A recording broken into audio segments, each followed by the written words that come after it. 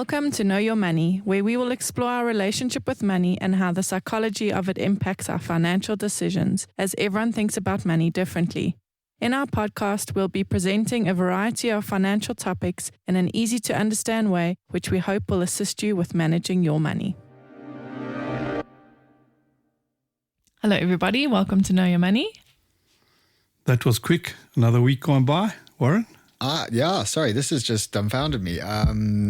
Craig, Warren, how are you? I'm fine, I didn't know whose name to go with first, so I just kind of paused. You're very well, thank you. Bronwyn, Craig, how are you? Very well. And you, Warren? Yeah, I'm good, thank you. Bronwyn, how are you? I am very good, thank you. Oh, you're very smiley today. It's nice. Just right into it, eh? Yeah. All business today. Has it been one of those days? Are we still on the youth theme?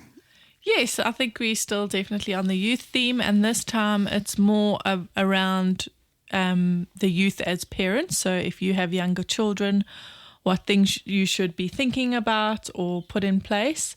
Or, for example, with you, Craig, your children have left. What are the things that you have had to save for or wish you had saved for?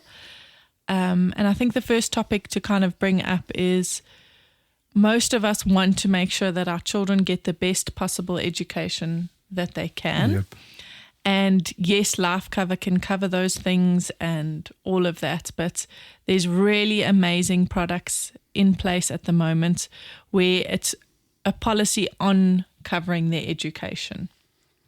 Absolutely. So that says if you pass away or are disabled as the parent or have a severe illness of a severe nature, the company will pay the school or the university directly, which is amazing. So it doesn't mean to say your spouse will receive a lump sum of money and they're under pressure to make sure that money lasts all the way until your children are completed university.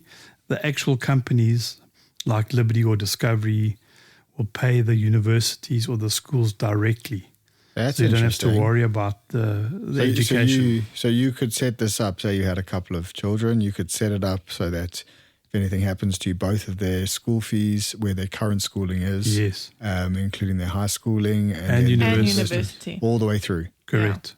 Yeah. Wow. I did amazing. some quotes for some clients the other day. I think they're around 32 years old. Their daughter's about 1.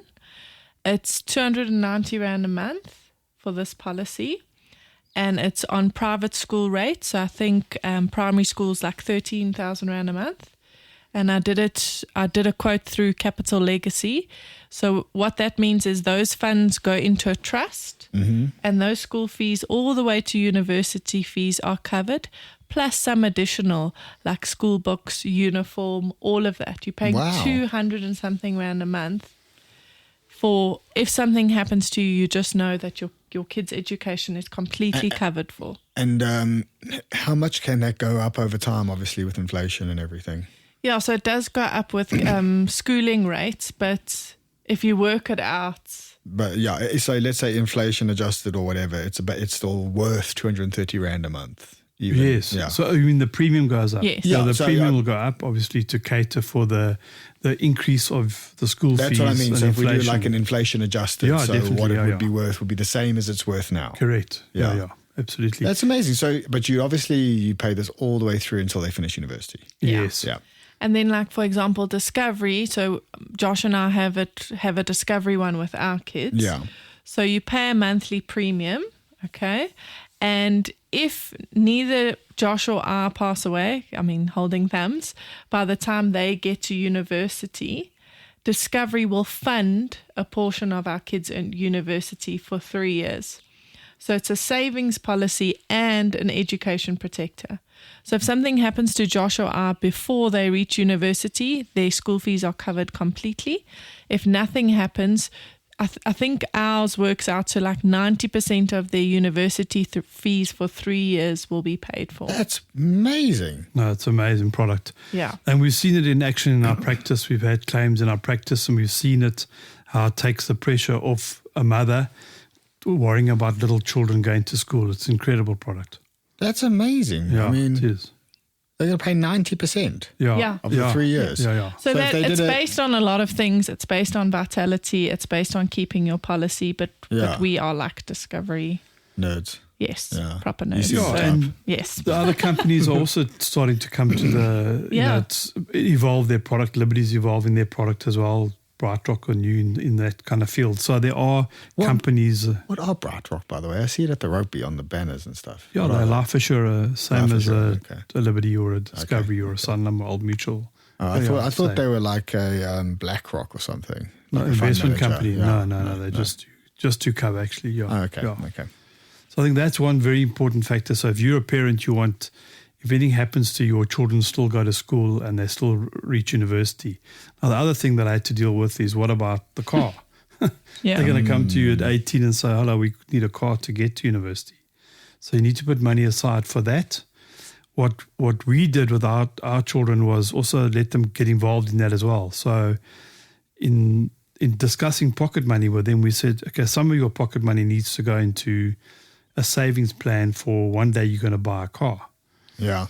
And that's what happened. So we put portion of the money, and they also put portion of their pocket money. So it got them into the idea of saving for the long term as well, into a fund, and it was a unit trust. And by the time they had to buy a car, we had half the money and they had half the money, and they bought a car, which was amazing. So there was a bit of a learning experience all the way until they got the car. So that's one thing you That's can clever. use I like that, yeah. as a helping them learn and understand the value of money, and you know that you can get to a goal one day, and there was a car. Yeah. That was fantastic. That's another thing. Yeah, and then I think later, a little bit later, you're going to have to face maybe a wedding or some other event in their lives that Buying robots. Yeah. Serious, it's happening. Yeah. Yeah, so I think, there's certain things that you might, like a wedding, you may want to consider that's going to come later. Yeah. But you could put money aside for that as them. But for me, the education was the most important. And then something that took the pressure off me was university. We dealt with, while you're working, you're younger, you can deal with, it's a bit of a stretch, but you can deal with the schooling and that, and you pay for the schooling out of your, your salary, etc. But you want to take the pressure off when they go to varsity.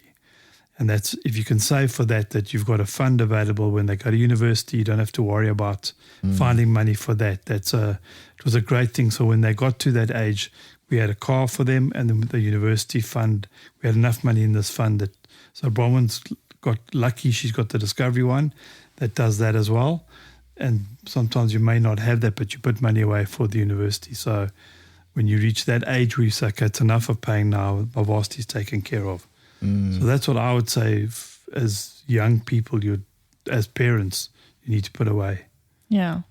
And I think the last kind of leg of things is if you do want to help your children have like lump sums down the line, as a parent, you are allowed to take out a tax-free savings account in your children's name. So you can take like one out for Finn. If ever you needed to take that money out, Finn would need a bank account for that money to go into. Yeah. But having those tax-free savings for kids helps compound and let that money grow. Yeah, and very good idea. It's definitely worth doing all of that. Yeah. Cool. Oh, so many things I need to do. Yeah, especially you, Warren, you just, starting.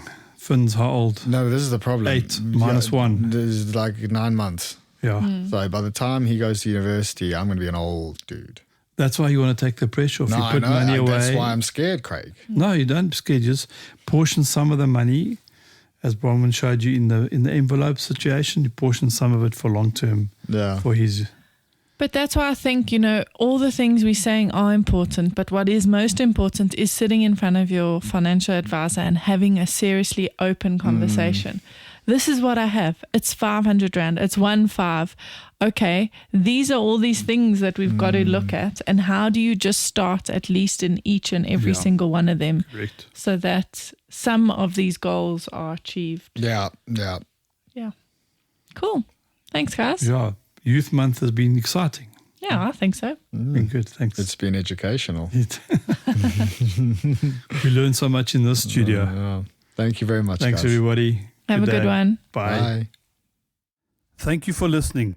If you have enjoyed this podcast, would like to subscribe, please visit our website, www.growthfp.co.za. The information we have provided in this podcast is our personal opinion.